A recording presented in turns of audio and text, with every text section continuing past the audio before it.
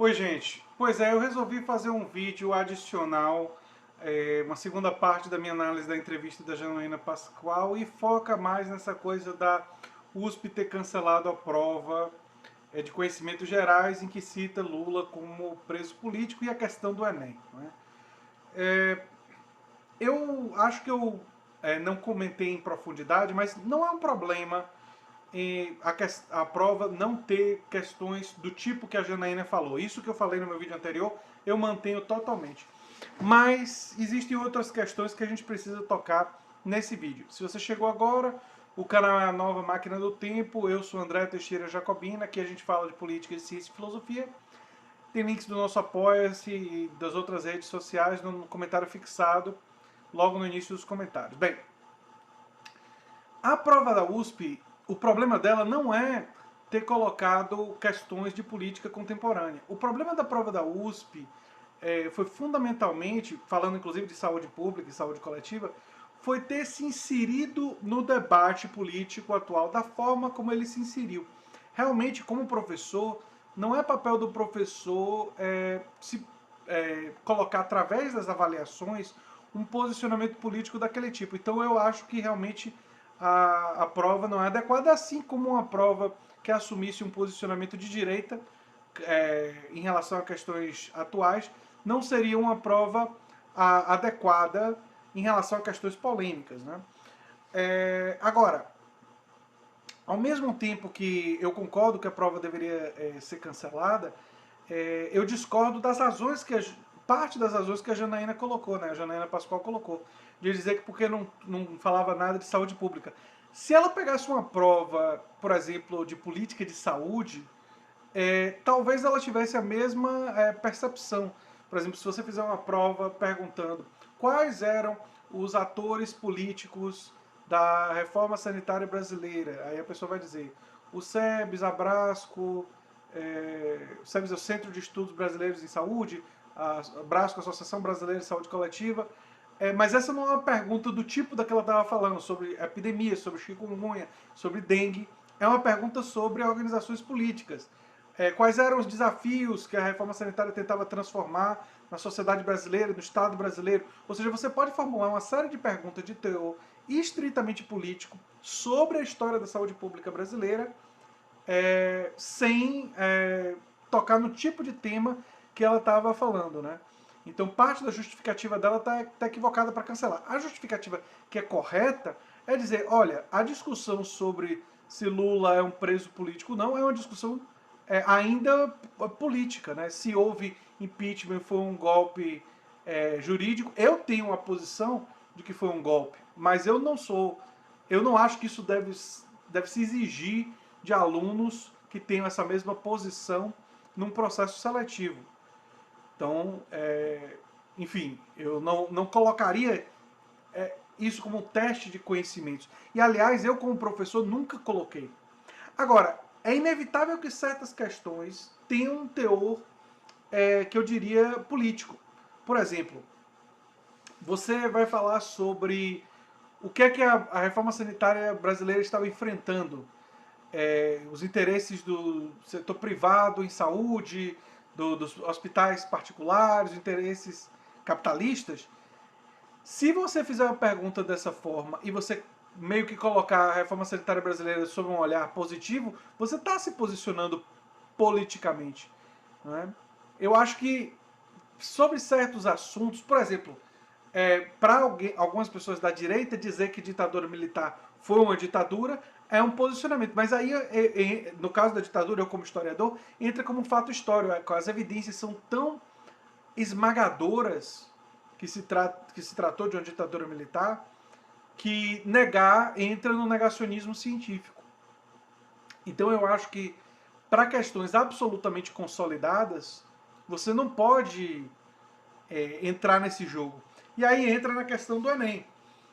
O Enem não ter colocado a ditadura militar como tema em nenhuma questão esse ano é um claro reflexo de quem está no poder. E é uma vergonha isso. É uma vergonha para os brasileiros isso. Porque no momento onde tem um deputado que fala em reeditar o AI-5, que é o Eduardo Bolsonaro, é o momento mais importante para recuperar a história da ditadura militar, para recuperar uma história de censura, de presos políticos, de mortes, de violência do Estado brasileiro. E sim, uma violência em parte em reação da sociedade civil organizada, que parte da sociedade civil organizada se organizou e fez violência contra esse Estado. E algumas pessoas não podem não concordar com essa metodologia, outros podem concordar. Isso daí é das opiniões, mas conhecer essa história e saber que foi uma ditadura e saber que foi violenta é importante. É muito importante nesse momento.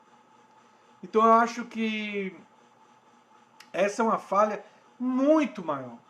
E a Janaína Pascoal minimizar não ter conteúdo de ditadura militar nesse momento é um verdadeiro absurdo para mim.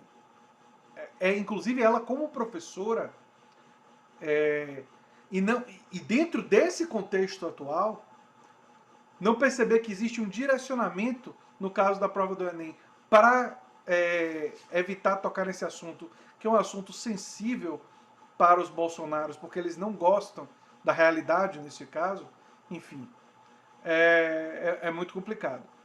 No caso da prova da USP, depois de eu ter lido o teor das questões, eu, como professor, considero que a prova é equivocada.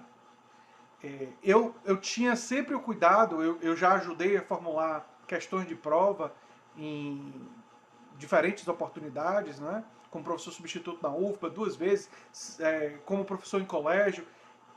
Eu sempre participei desse processo da formulação das questões e eu sempre tive o cuidado de evitar, na hora da formulação da questão, induzir o aluno a que um posicionamento político meu fosse visto como o certo, né?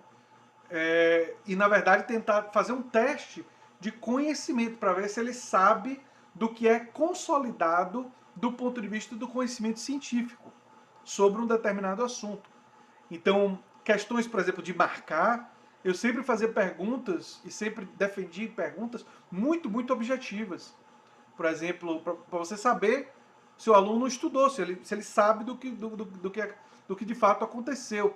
Não fazia uma pergunta de marcar que tinha uma possibilidade muito grande de diferentes interpretações. Ou seja, em uma questão de marcar, eu fazia uma questão mais fechada, em que subjetividade das pessoas não iria interferir. Já nas questões dissertativas, né, e aí eu estou falando como professor mesmo, nas questões dissertativas, você dá um pouco de mais espaço, mas mesmo assim você faz uma pergunta que reflete para ver se o aluno sabe o que foi que aconteceu, sabe o que cada lado defendia. A opinião do aluno sobre isso não é particularmente relevante para a nota. Eu já tive alunos de esquerda e alunos de direita que iam muito bem nas minhas provas. E, inclusive, quando um aluno ficava dizendo coisas que ele achava que eu ia concordar, como se isso fosse aumentar a nota dele, eu fazia uma observação e dizia conteúdo não requisitado. Era uma brincadeira que eu fazia, ou seja, quando a pessoa diz um monte de coisa que sabe que eu acredito, como se isso fosse mudar a minha nota, eu até me aborreço. Isso, em vez de ajudar a nota, afeta o meu psicológico e torna a minha correção mais rigorosa. Tornava, quando eu estava realizando, sempre, né? Quando eu realizo uma revisão de prova, toda vez que eu realizo uma revisão de prova, eu fico com uma revisão ainda mais rigorosa se a pessoa fizer uma atitude dessa, de tentar me agradar, de fazer uma coisa para, enfim. Então, no caso da USP, realmente eu acho que a prova deveria ter sido cancelada como foi, mas pelo motivo de ter feito questões com pressuposição de uma subjetividade de orientação política. E aí você vai longe demais. Você realmente vai longe demais quando você faz isso. Se você coloca numa questão mais aberta, subjetiva, interpretativa, e a resposta correta envolve o conhecimento do processo e não o posicionamento, aí é beleza. Né? Eu sempre tive esse esforço, eu sempre fiz esse esforço porque eu nunca aceitei a ideia de direcionar, né? E eu costumo dizer que ao me posicionar se as pessoas se sentirem direcionadas, foge do meu controle. Mas eu não vou fazer isso propositalmente. Eu não vou fazer isso de caso pensado. E acho que aquela prova da USP tinha problemas. Eu li na Folha de São Paulo algumas questões e não acho aceitável aquilo dali.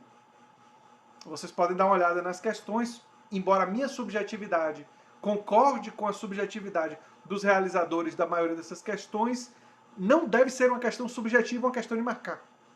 Percebe? Uma questão de marcar A, B, C, D, E não pode ter esse grau de subjetividade. Tem que ter um grau de objetividade maior. Tem que ser coisas que você pode realmente demonstrar e não vai ter um grande debate sobre isso, né?